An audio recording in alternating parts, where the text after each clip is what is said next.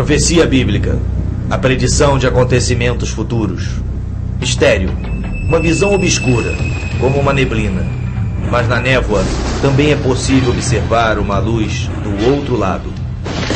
Tu, ó rei, estavas olhando e viste uma grande estátua. A estátua, que era grande, cujo esplendor era excelente, estava em pé diante de ti. A sua aparência era terrível. O peito e os braços de prata, o ventre e os quadris de bronze, pernas de ferro.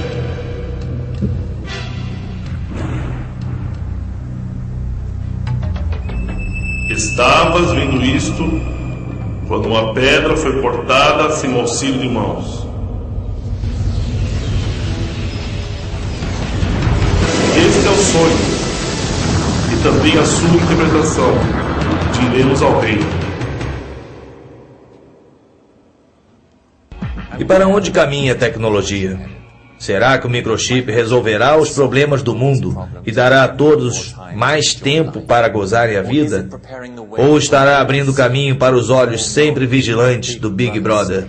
A internet promete facilitar a nossa vida, conectando-nos a milhões de pessoas em todo o mundo. Mas será que com isso estará fragmentando a família e destruindo a privacidade?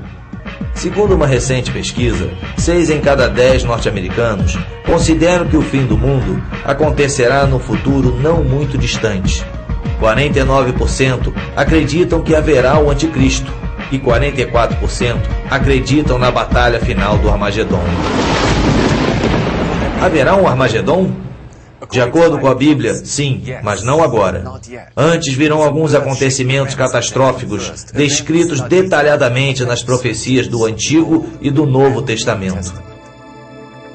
Espantosamente, dos 66 livros da Bíblia, que incluem o Antigo Testamento judaico e o Novo Testamento cristão, 18 são dedicados apenas a predições de acontecimentos futuros, e quase que 1 de cada 2 livros contém alguma profecia significativa. Israel, o berço da profecia. Mais profetas andaram por este poeirento pedaço de terra, que tem aproximadamente 80 km de largura e 400 km de comprimento, do que em qualquer outro lugar da face da terra. Profetas judeus previram não só a história do seu próprio povo com detalhes incríveis, mas também a ascensão e queda de impérios, bem como o destino da raça humana. A profecia do profeta Daniel, mais fácil de se entender, é a interpretação do sonho de Nabucodonosor. É uma das profecias mais espantosas dada ao homem.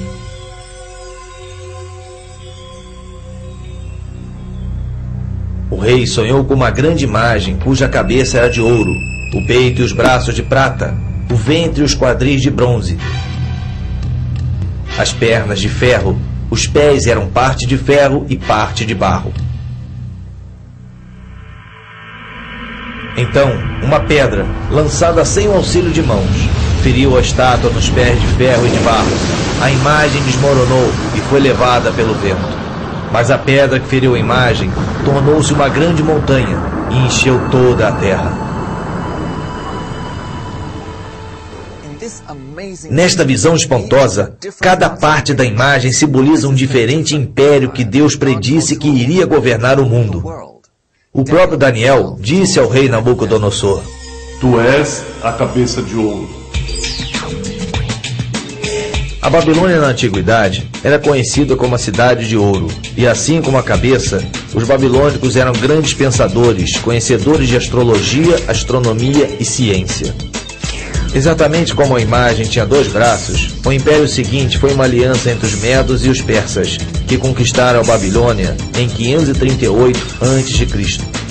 Eles eram muito hábeis com as mãos, especialistas em trabalhos manuais e construção. O Império Medo-Persa foi conquistado em 333 a.C. pela Grécia, e Deus comparou ao ventre da imagem. O povo grego era hedonista, sempre em busca do prazer, simbolizado aqui pelo ventre e os desejos da carne. Roma foi o império seguinte, simbolizado pelas 2 pernas de ferro da imagem. Foi o mais forte de todos, governando o mundo com mão de ferro. Assim como as duas pernas, era dividido no Império Ocidental e no Oriental. E também como as duas pernas, os romanos marchavam bastante. As pernas eram a parte mais longa do corpo. E de todos os impérios mundiais, Roma foi o que governou por mais tempo, quase 1000 anos. Desde então, o mundo tem estado dividido em vários outros impérios, mas nenhum forte o suficiente para governar o mundo inteiro.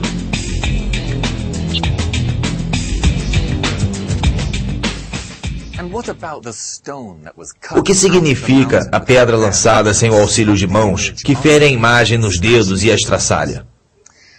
As profecias de Daniel podem parecer um pouco complicadas, mas é significativo o fato de conseguirmos entender estes mistérios, porque Deus disse a Daniel: Tu, porém, Daniel, encerra as palavras e sela o livro, até o tempo do fim. Muitos o esquadrinharão e o conhecimento se multiplicará. Porque essas palavras estão encerradas e seladas até o tempo do fim. But the book of Daniel today is a little bit more clear. First, because of the establishment of Israel, I believe. Secondly, because several things have happened already in the history that Daniel predicted and happened. Some of it had to do with the vision of the image that King Nebuchadnezzar have seen, with the different, main powers that will control the earth and what will happen. As we follow that study carefully, we can see very clearly the description of the Persian Empire, then the Greek Empire, then the Roman Empire, and then a situation as we have today, a clay mixed with iron, things that are not very clear as they used to be in the past, which we have in our modern democratic society. And so when you follow that, you can follow a little bit the book and see the fulfillment of some of the prophetic words. So it's not as sealed as it used to be. I do believe there are certain things that's still hidden from our eyes that Daniel talks about. And a good study, a thorough study, will open it up before those who really study it, along with the book of Revelation. Então, será que temos uma ideia do que os pés e os 10 dedos simbolizam? Muitos estudiosos da Bíblia concordam numa interpretação chocante desta parte da imagem, relacionada bastante com Israel e seu futuro em breve. Antes de entrarmos nas profecias do futuro próximo, vamos analisar as profecias já cumpridas, pois nos darão uma melhor ideia de como Deus se comunica através de linguagem profética. Poderia-se dizer que tanto a raça judia como a árabe foram concebidas através de profecia. Deus disse a Abraão, o pai de ambas as raças, que ele deveria sair do país de Arã para a terra que ele lhe mostraria. A Bíblia relata que Abraão obedeceu sem saber aonde ia. Deus prometeu-lhe: eu multiplicarei a tua semente como as estrelas do céu e como a areia do mar. Uma aparente impossibilidade, pois não só sua esposa Sara era estéril, mas ela já tinha 90 anos de idade. Sendo assim, o primeiro filho de Abraão, Ismael, nasceu de uma mulher egípcia chamada Agar, serva de Sara. Ismael se tornou o pai das 12 nações árabes, que hoje estão espalhadas pela Ásia e África. No versículo 20 do capítulo 17 do Gênesis, Deus fala sobre Ismael. Eu o multiplicarei extraordinariamente, gerará 12 príncipes e dele farei uma grande nação. A minha aliança, porém, estabelecerei com Isaque, que Sara te dará neste tempo, daqui a 1 ano. No ano seguinte, aos 91 anos de idade, Sara deu à luz a Isaque, que se tornaria o pai de Jacó, cujos 12 filhos seriam os patriarcas das 12 tribos judaicas.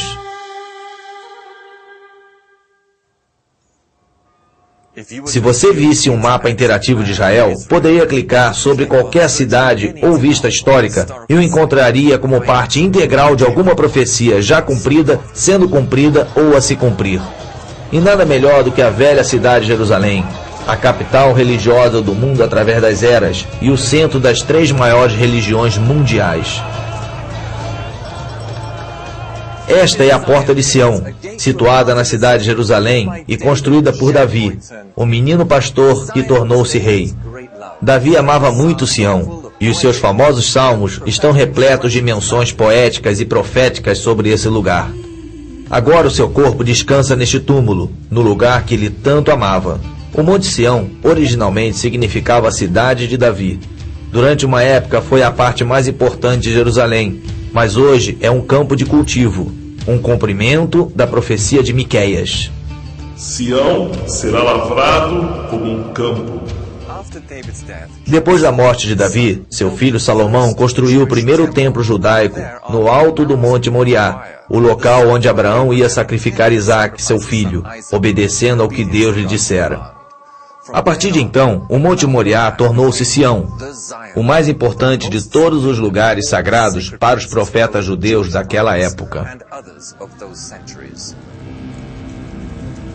O primeiro templo, edificado pelo rei Salomão, foi destruído em 586 a.C.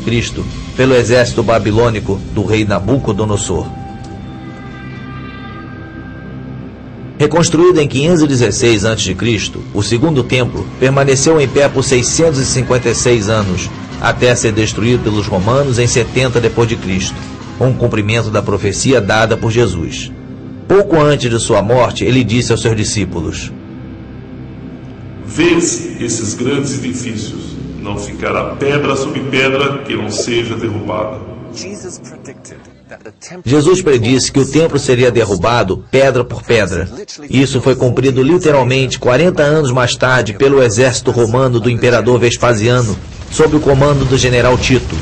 Jerusalém foi saqueada e incendiada, e 100.000 judeus foram crucificados em diferentes pontos da cidade.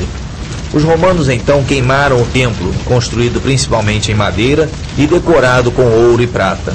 O ouro e a prata derretidos escorreram pelas fendas entre as grandes pedras do alicerce. Os romanos arrancaram as pedras para retirarem todo o ouro e a prata. Sendo assim, não ficou uma única pedra sobre pedra, um cumprimento literal da profecia de Jesus Cristo. Tudo o que restou do templo foi um grande muro de contenção de pedra, nivelando o local onde foi alicerçado o templo, no topo do Monte Moriá. Esse local hoje é conhecido como o Muro das Lamentações, onde os judeus vão orar pela vinda do Messias. Depois que Jerusalém foi saqueada pelos romanos em 70 d.C., o povo judeu dispersou-se por todas as nações da terra, a diáspora, profetizada por Moisés no livro de Levítico. Espalhar-vos-ei entre as nações, e desembainharei a espada atrás de vós. A vossa terra será assolada, e vossas cidades ficarão desertas. Por quase 1900 anos, eles se agarraram às muitas profecias nos escritos sagrados do Antigo Testamento, de que um dia eles retornariam. Este é provavelmente o imóvel religioso mais explosivo do mundo. Monte Moriá, o local sagrado onde durante toda a história judaica os judeus fizeram os sacrifícios de animais. Segundo a tradição islâmica, foi dali que o profeta Maomé ascendeu ao céu no século VII. E de acordo com a profecia, aqui é onde será construído o terceiro templo judaico.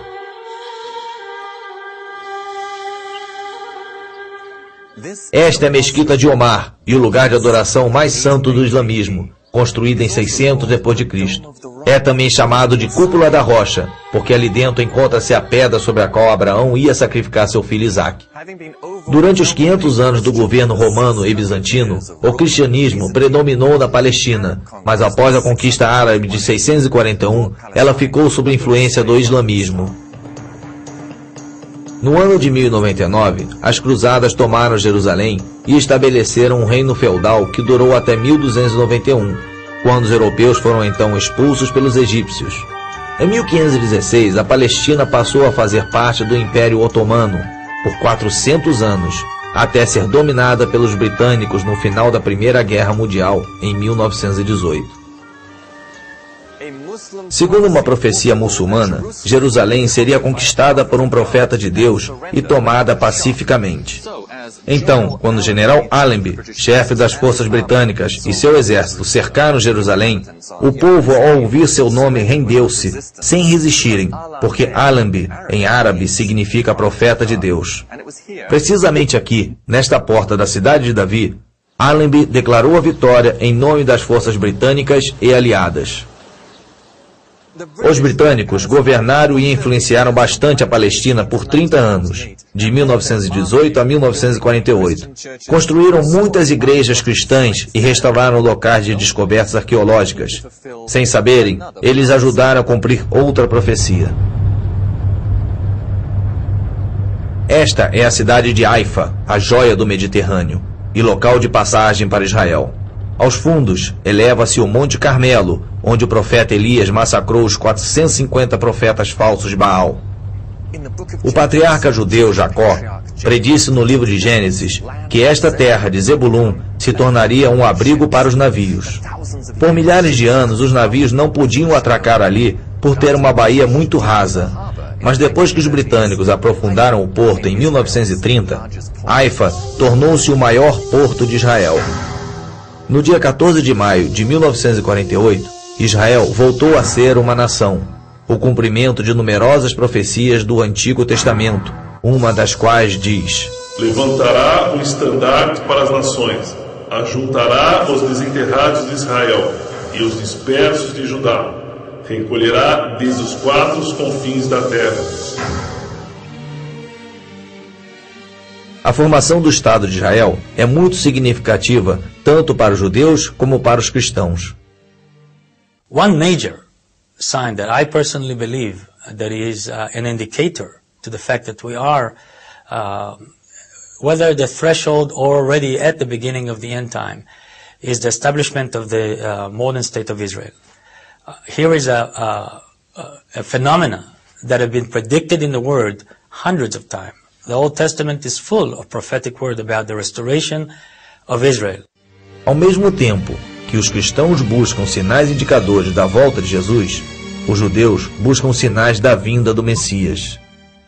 Há muitos judeus ortodoxos ensinam que o mundo duraria por 6.000 anos antes do Messias vir, e com ele a raça humana passaria por um período de 1.000 anos de paz, já que Deus criou o mundo em 6 dias, de acordo com Gênesis 1:31, e descansou no 7º dia, de acordo com Gênesis 2:2. Eles interpretam que a história mundial atingiria o seu clímax dentro desse parâmetro também. The first 2,000 is until Abraham. When Abraham was 52 years old was the first 2,000. Then he had a covenant with God that will be his God and will give him the land. The second 2,000, the middle 2,000, was from between 2 to 4, is the 2,000 where the prophecies have been written. The Bible and all, the entire Bible. The last 2,000 is from the destruction of the second temple. It comes, by the way, by the dot to the year. Another time we have to explain that. So the last 2,000 is the 2,000 of the era of Mashiach. Eles citam o Salmo 94, que diz: porque 1.000 anos ao teu lado são como ontem quando passam.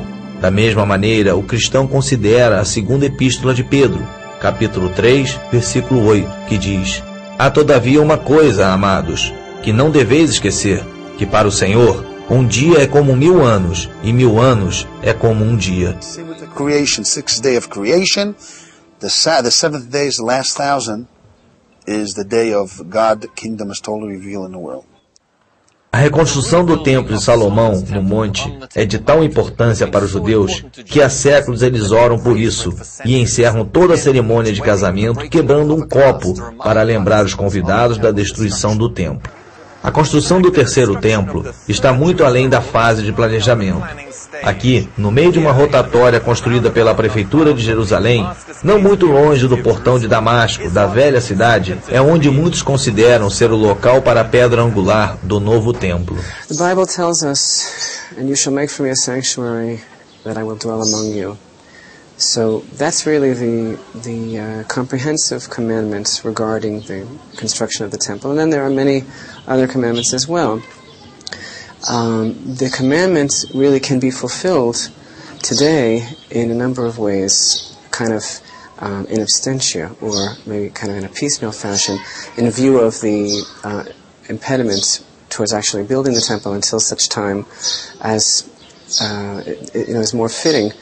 So the main way that the Institute is going about the fulfillment of the commandment and occupying itself with the goal of trying to do really as much as possible in our time towards the temple is by creating the vessels. So the vessels that are being created today are not just models or replicas, but are actually made in accordance to the biblical requirements, and therefore are really ready to be used according to biblical law and can be used in the new temple. There is plans, sure there is plan. As a matter of fact, there is places in Jerusalem that they're already building the vessels, and they're learning, like in yeshivas, like here in Mount Zion we have a yeshiva, we have a university for Jewish studies. They learn all the different laws that has to do with the sacrifices and all the different laws that has to do with the temple. And they're preparing themselves, if they're priests, they come from the tribe of Levites, so then they prepare themselves to be ready, and all this come to unfold, they'll be ready to serve God in the temple. We believe that this is the destiny of the Jewish people, and that we are commanded to be occupied with the building of the temple, just as we are commanded to sanctify God's name in every other way. So no, we're not really waiting for the Messiah. We don't feel that his arrival is a prerequisite for the building of the temple. Contudo, a reconstrução é inviável, porque para isso a mesquita de Omar teria que ser demolida, e isso daria início a uma guerra santa entre judeus e árabes. Aí entra o anticristo, uma personalidade política brilhante e carismática predita na Bíblia, que resgata o mundo de um quase colapso devido a problemas sociais e econômicos que ainda estão por ocorrer. Este gênio diplomático realiza o inacreditável. Ele consegue a proeza de trazer paz ao mundo e, de acordo com as profecias bíblicas, passa a ser adorado pelo mundo todo. Agora, voltando à interpretação do sonho de Nabucodonosor, Daniel mencionou os principais reinos e impérios do mundo, começando com a Babilônia, o império de Nabucodonosor. Uma última parte dessa imagem, que representa a história do mundo, ainda permanece. Como os dedos dos pés eram parte de ferro e parte de barro. Assim, por uma parte o reino será forte e por outra será frágil. Sem rei, não existe reino. Neste caso, a profecia refere-se ao anticristo. Daniel, mais tarde, explica que os 10 dedos simbolizam 10 reis que juram lealdade e apoio ao anticristo por um tempo. O ferro representa os governos duros e ditatoriais, e o barro, os mais democráticos e maleáveis. E assim como o ferro e o barro não se misturam, estas duas ideologias são governos opostos. O que mais nos diz a Bíblia sobre esta pessoa tão poderosa? Ele virá caladamente e tomará o reino com lisonjas. Ele soluciona o problema no Oriente Médio e assina um acordo de paz de 7 anos. Uma aliança que dá aos judeus, muçulmanos e cristãos direitos iguais à parte velha de Jerusalém e à área do templo. Parte deste acordo permite que os judeus reconstruam o seu templo. Como ele vai solucionar o problema do local para a reconstrução ainda é um mistério, embora a Bíblia indique que ele descobrirá uma maneira. As we know, the Antichrist will be a figure of man who proclaim peace that will attract the world with what we call today the New World Order. Very similar kind of concept, a new world order of peace and harmony and tranquility, of living together. That person will be very attractive, probably very intelligent, and very well able to communicate, where he will attract people to believe in the peaceful solutions that you will bring to humanity. E ele confirmará uma aliança com muitos por 7 anos. O profeta Daniel diz que o anticristo trabalhará enganosamente e usa a palavra vil para descrevê-lo. Tendo conseguido a confiança e a adoração do povo, depois de 42 meses, ou seja, 3 anos e meio no poder, ele rompe repentinamente a aliança de paz com Israel e invade do norte, fazendo cessar a adoração no templo e revelando a sua verdadeira personalidade e intenções. A profecia indica que nessa hora, o líder mundial fica possuído por Satanás e declara-se Deus. The devil all along is trying to imitate God. He's trying to be like God, trying to rebel against God by being as strong and as powerful in influencing mankind like God does. And so the Antichrist will have a lot of aspects that will appear as, portrayed for the Messiah, for Christ. He may be a very powerful man. He may even do some supernatural acts. We don't know. May have some power given to him by the devil that will create some supernatural manifestations. Yes, I do believe people will confuse him with Christ, and those that are not deeply engaged with the relationship with God and understand the Word of God good today may fall into that deception. A profecia nos diz: O homem do pecado será revelado, o filho da perdição, o qual se opõe e se levanta contra tudo que se chama Deus ou é objeto de culto, de sorte que se aceitará como Deus no templo de Deus, querendo parecer Deus. Na metade da semana, para cessar o sacrifício e a oferta de manjares. Foi ali, no Monte das Oliveiras, que Jesus acrescentou uma instrução muito clara em relação à profecia de Daniel, dizendo aos seus seguidores como agir quando o anticristo fizesse cessar o sacrifício no templo e estabelecesse a abominação da desolação, ou seja, a sua própria imagem como um Deus, em algum ponto do lugar santo, no templo neste monte. Quando, pois, virdes a abominação de desolação de que falou o profeta Daniel no lugar santo, então os que estiverem na Judeia fujam para os montes. Quem estiver sobre o telhado não desça a tirar de casa coisa alguma. E quem estiver no campo não volte atrás para pegar a sua capa. Porque nesse tempo haverá grande tribulação, como desde o princípio do mundo até agora não tem havido, nem haverá jamais. Esta abominação da desolação, descrita pelo profeta Daniel e Jesus, é também chamada de imagem da besta, no livro do Apocalipse. Com base no que a profecia descreve, poderia ser uma máquina computadorizada, que pode falar e mandar matar qualquer pessoa, em qualquer lugar que se recuse a adorá-la.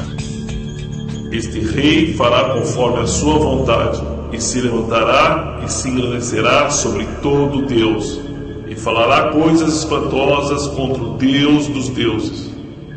Não terá respeito aos deuses de seus pais, nem ao desejo de mulheres, nem a qualquer Deus, porque sobre tudo se engrandecerá. Aí é que o anticristo insiste em que todos recebam a marca da besta. Talvez um chip implantado na testa, ou um número de identificação na mão, que lhe permitiria comprar ou vender, e sem o qual não se poderia fazer nenhuma transação comercial. A todos, os pequenos, os grandes, os ricos e os pobres, os livres e os escravos, faça que lhe seja dada certa marca sobre a mão direita ou sobre a fronte, para que ninguém possa comprar ou vender, senão aquele que tem a marca, o nome da besta ou o número de seu nome. Ora, esse número é 666. Pela primeira vez na história, existe uma infraestrutura tecnológica para um ditador mundial se encaixar numa sociedade ao estilo Big Brother, sem dinheiro. O papel moeda está desaparecendo e sendo substituído por cartões de plástico com uma faixa magnética ou chips. Mas nem todos serão engodados pelo anticristo. Ele não conseguirá estabelecer o seu governo mundial completamente. Daniel prediz que algumas nações se rebelarão e se recusarão a adorá-lo ou receber a marca, principalmente nações cristãs, judias e muçulmanas, a maioria das quais rejeita a adoração a ídolos. O anticristo reage iniciando a pior perseguição em massa em toda a história. Sobre isso, Jesus diz: Se aqueles dias não fossem abreviados, nenhuma carne se salvaria, mas por causa dos escolhidos serão abreviados. Esta caçada humana, semelhante à perseguição romana contra os primeiros cristãos, só que muito pior, vai durar 3 anos e meio e é conhecida como a Grande Tribulação. Então aparecerá no céu o sinal do Filho do Homem, e todos os povos da terra se lamentarão e verão o Filho do Homem vindo sobre as nuvens do céu, com poder e muita glória. E ele enviará os seus anjos com grande clamor de trombeta, os quais ajuntarão os seus escolhidos desde os 4 ventos, de uma a outra extremidade dos céus. 3 anos e meio depois que o anticristo estabelecer a sua imagem, Jesus voltará nas nuvens, onde todo o olho o verá. Ele reunirá aqueles que lhe permaneceram fiéis através da grande perseguição do anticristo, literalmente tirando-os da terra e indo ao seu encontro nas nuvens. Com os seus fiéis a salvo, começa então o juízo de Deus contra o anticristo e seus seguidores.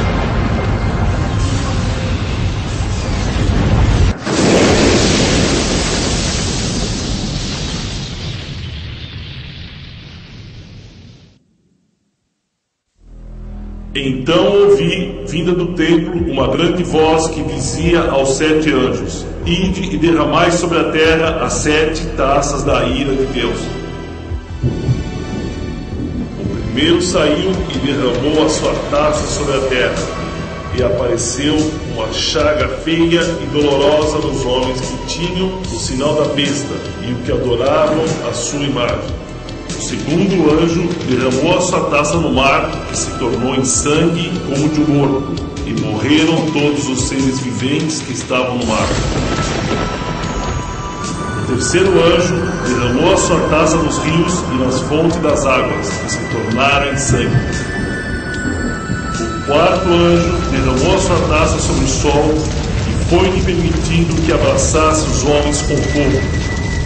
Os homens foram abrasados com grande calor, blasfemaram contra o nome de Deus, que tem poder sobre essas pragas, mas não se arrependeram para lhe darem a glória. O quinto anjo derramou a sua taça sobre o trono da besta, e o seu reino se fez tenebroso.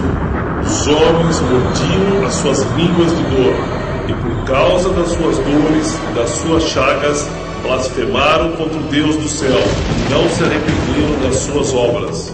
O sexto anjo derramou a sua taça sobre o grande rio Eufrates, e a sua água secou-se, para que se preparasse o caminho dos reis do Oriente. Então os ajuntaram no lugar que em hebraico se chama Armagedon.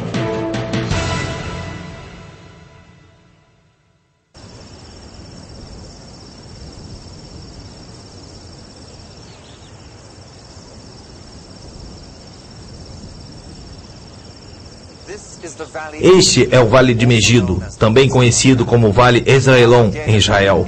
Armagedon em hebraico significa colina de Megido, e é um grande monte em forma de cúpula no vale. Quando Napoleão viu pela primeira vez o grande vale, que vai do sul de Haifa até Jerusalém, exclamou: "Que ótimo local para uma batalha!" Quando o general Pershing, um dos grandes generais da Segunda Guerra Mundial, o viu, declarou: "Que ótimo local para uma guerra estratégica!"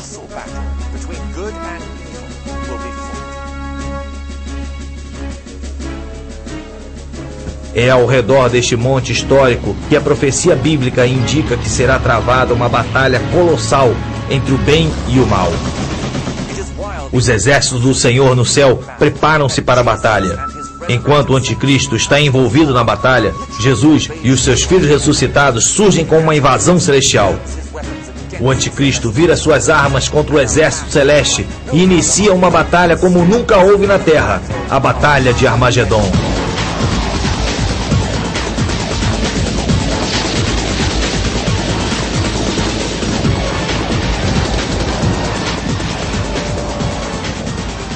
Durante essa batalha, as orações daqueles que por muito tempo clamaram por justiça são respondidas, pois esgota-se a paciência de Deus com os caminhos perversos do homem. Já se ouve a gritaria da multidão sobre os montes, semelhante a de um grande povo, a voz do rebuliço de reinos e de nações já congregados. O Senhor dos exércitos passa em revista o exército para a guerra. Já vem de uma terra distante, desde a extremidade do céu, o Senhor e os instrumentos da sua indignação para destruir toda aquela terra. Farei cessar a arrogância dos atrevidos e abaterei a soberba dos cruéis.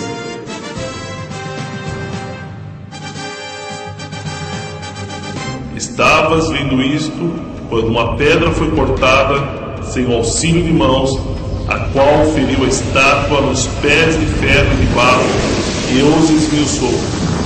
Jesus muitas vezes é chamado de pedra angular, o início de um novo alicerce no templo, um alicerce espiritual.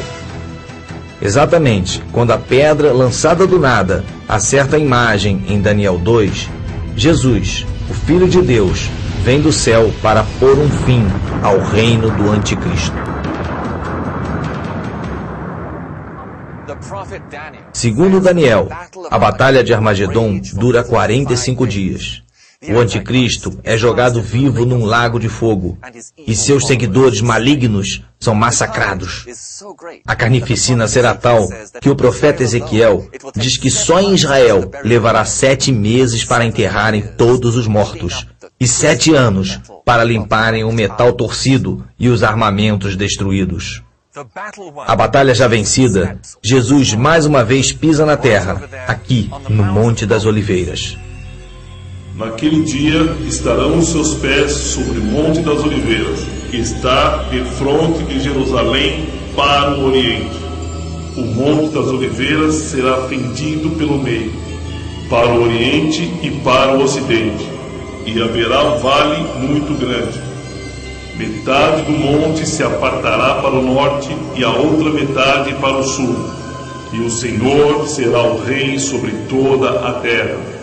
Os sismólogos informam que o Monte das Oliveiras está situado sobre uma falha geológica e que existe uma rachadura que corta o monte ao alto, de norte a sul. When we look at Mount of Olives, which is right not far away from where we're sitting right now, we can see that the literal fulfillment of this verse can very easily happen. One thing we do know is that Christ will come physically. His appearance is very important because it says the eyes of men will behold him. There's also going to be a supernatural manifestations all over. The whole earth at one minute will see him. And so there would be some kind of a supernatural phenomena from the heavenlies that will attract the entire attention of the earth. It has to be. And then those who will live around here, specifically this verse is for them, they probably will see some manifestations on the Mount of Olives and Christ that are different than if I look today at Mount of Olives and see the mountain sitting there in its tranquility and, peaceful fashion. I'm sure it will be different then. There will be a lot of commotion. There will be a lot of supernatural manifestations that God will reveal himself through Christ, and Christ himself will come and will land, I believe, right on the Mount of Olives. And then, of course, we have there a large graveyard right now of many people, even David's tomb and others that believe that because Christ, or the Messiah, the Jewish people, even non-Christians, believe the same way, that when Christ or the Messiah will come, those will be the first to be resurrected because they are buried in Mount of Olives or close to the Mount of Olives. And so again, there will be a lot of the resurrection part. There will be the commotion of his arrival. There may be the split of the mountain. All the functions of the heavenlies, sun, moons, and stars will take different shape. And so we are expecting real dramatic moments around here. Esta é a porta dourada, por onde Jesus passou na última vez que entrou em Jerusalém, quando o povo clamou: Hosana, Hosana ao filho de Davi. E o receberam e aclamaram como um rei. Agora está todo murado, como podem ver. Dizem que um dos governantes muçulmanos de Israel lembrou-se da profecia de Maomé no Alcorão, que diz que quando Jesus voltar, ele entrará por essa porta para tomar a cidade de Jerusalém e reinar como rei dos reis. Temerosos com a possibilidade de Jesus tomar o seu trono, ele construiu um muro e fechou o portão para tentar impedi-lo de entrar.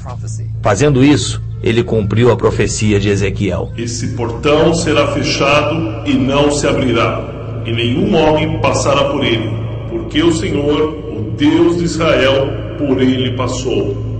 Portanto, será fechado.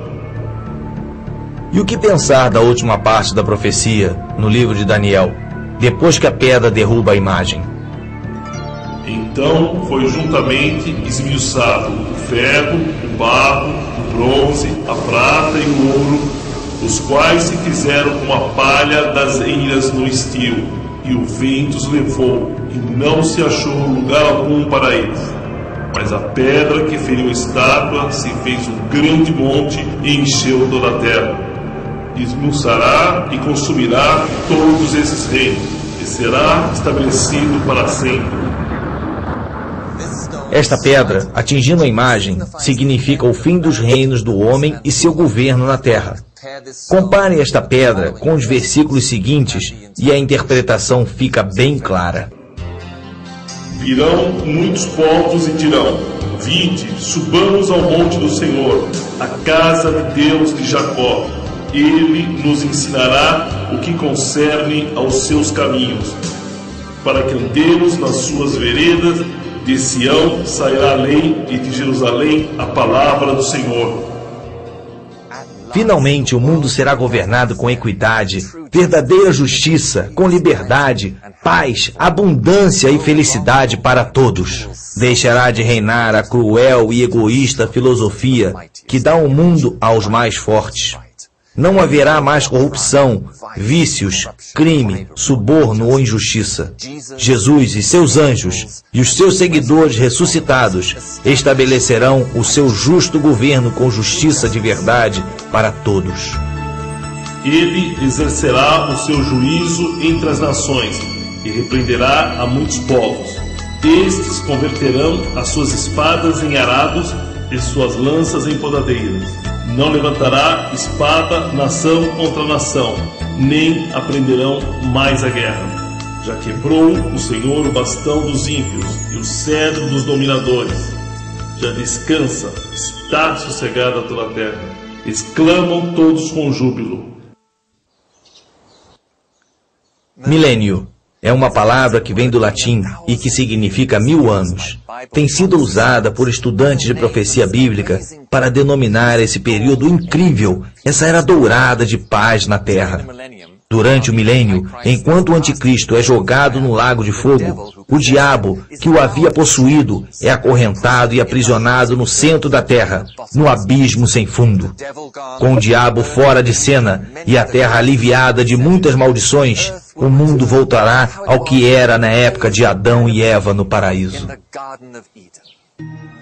Águas arrebentarão no deserto e ribeiros no ermo. A terra se transformará em lagos e a terra sedenta em mananciais de águas. A terra assolada se lavrará. Dirão: esta terra desolada ficou como o jardim de Éden. First of all, we know that the devil and everything that he represents, which is, the negative, the ugly, the difficult part of humanity, will be taken out, will be locked, will be away from the experience, day-to-day experiences of mankind. The second thing that we know is that God would dwell with men again. It gives me back the picture of Garden of Eden. God was walking in the garden. Adam and Eve are there. It was a natural relationship between them. It wasn't like today you have to go somewhere, to the ends of the earth to go to a revival where people say the Spirit of God is moving and, you need to go to Toronto, you need to go to different places to get that spiritual. It was natural experience for Adam and Eve to have God, involved in their life. I think it will be the same in the millennium. God will be part of our life in all the aspects of our life, and it will not be something religious. It will be natural. It will be a beautiful relationship of love and harmony between man and God. Brincará a criança de peito sobre a toca da áspide, e já o desmamado meterá a mão na cova do basilisco. Morará o lobo com o cordeiro, o leopardo com o cabrito se deitará. A vaca e a ursa pastarão juntas. Seus filhos juntos se deitarão, e o leão comerá palha como boi. Humanity will not be an enemy to each other. A lion and a lamb cannot dwell together today. But also in Yugoslavia, for example, the Serb and the Albanians cannot live together, and in Turkey, the Kurdistan people and the Turkish cannot live together, and in Israel, the Arabs and the Jews cannot live together. In other words, the same picture that we see of the animal world, that this violent action for survival and all this aggression between certain groups of animals to others, we see that in humanity in a different way. Since in the millennium, the whole concept of humanity will be different. There will be love, harmony, hate will be gone, and all the negative effect of the devil influence of our life and our flesh and all that stuff will not be the prevalent thing, but the spiritual aspect of God and our positive aspect of our characters will be the things that will really be the strongest emphasis in the millennium. I think also nature will behave in the same way. I think God will change the shape, the heart of animals. And I think there will be provision for a lion to eat without a need to destroy or to kill a lamb. And I think also their nature will be changed because God will touch the entire creation. And in the millennium, everything will be under God and with God. And I believe also you'll see that it will affect the animals, it will affect the birds, it will affect every creature on the face of earth for 1,000 years.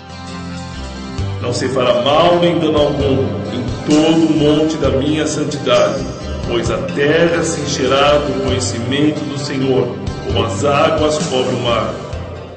The devil will be locked for 1,000 years, and then later on he will be released. So there will be some kind of connection to him that we don't understand how it will be, but those will be immobile, unable to influence society for 1,000 years. They are limited in those 1,000 years with their powers and their ability to influence humanity. No reino do milênio, as pessoas vão voltar a utilizar meios de transporte que não poluem o ambiente, como cavalos, camelos, carroças e lindas caravelas.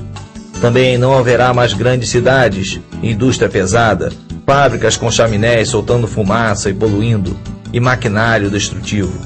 O mundo voltará a ser uma sociedade agrária, vivendo em pequenas, tranquilas e aconchegantes comunidades rurais. Não será como se a Terra tivesse voltado atrás no tempo. Haverá conveniências modernas e tecnologia avançada, mas nada que cause mal ou destrua o ambiente. E as almas daqueles que foram degolados por causa do testemunho de Jesus e pela palavra de Deus, e não adoraram a besta, nem a sua imagem, e não receberam o sinal na testa nem nas mãos. Reviveram e reinaram com Cristo durante 1000 anos. Estes cidadãos do céu são os fiéis de todas as eras, que serviram a Deus. Às vezes refere-se a eles como os santos ressuscitados, cujos corpos são semelhantes ao de Jesus depois da sua ressurreição. No milênio, os que tiverem corpos ressuscitados poderão interagir com os que têm corpos normais e terrenos, como Jesus com os seus discípulos depois da ressurreição. Um corpo que, como São Paulo disse, é semeado para a corrupção e se levantará na incorrupção. Não julgará segundo a vista dos seus olhos, nem repreenderá segundo o ouvido dos seus ouvidos, mas julgará com justiça os pobres e repreenderá com equidade os mansos da terra. A Bíblia afirma que o reino de Jesus Cristo sobre a terra, durante o milênio, será um reino de pureza e de verdadeira justiça. It will not be the same Christ that we knew as a suffering Messiah who is going to die for our sins. It's going to be the king, the warrior, the judge, the majestic, powerful arm of God. And the picture of that Messiah will be implemented in the person of Christ when he comes back. And so we're talking about tangibles. We're talking about something that we can see, we can touch, we can feel. So it will be a physical presence of Christ that will be among us. And I believe that he will dwell among us in this 1,000 years. He will be our King, our Lord, and the one whom we worship and adore. As profecias que abordamos neste filme são meramente algumas das milhares de profecias cumpridas sobre os impérios, indivíduos e eventos mundiais que os profetas bíblicos previram com grande precisão. Estes mesmos profetas afirmaram repetidas vezes que Deus estabelecerá o seu reino celestial de amor, paz e justiça através dos seus seguidores ressuscitados. O reino e o domínio e a majestade dos reinos debaixo de todo o céu serão dados ao povo dos santos do Altíssimo. O seu reino será um reino eterno, e todos os domínios o servirão e lhe obedecerão. Deus tem dado ao homem a sua chance de tentar resolver os seus próprios problemas e trazer paz e felicidade ao mundo. E se Deus não interferisse nesta última hora da história, o homem provavelmente destruiria a terra completamente e se aniquilaria. Por isso, Jesus profetizou que nos últimos dias, a menos que aqueles dias fossem abreviados, nenhuma carne seria salva. Na verdade, a Bíblia diz que o mundo irá de mal a pior, mas também promete que quando o homem alcançar o seu limite, Deus interferirá e restaurará a terra a uma condição idílica, pela qual milhões continuam a orar todos os dias. Pai nosso que estás no céu, santificado seja o vosso nome. Venha a nós o vosso reino, e seja feita a vossa vontade, assim na terra como no céu. O pão nosso de cada dia nos dai hoje. Perdoai as nossas ofensas, assim como nós perdoamos a quem nos tem ofendido.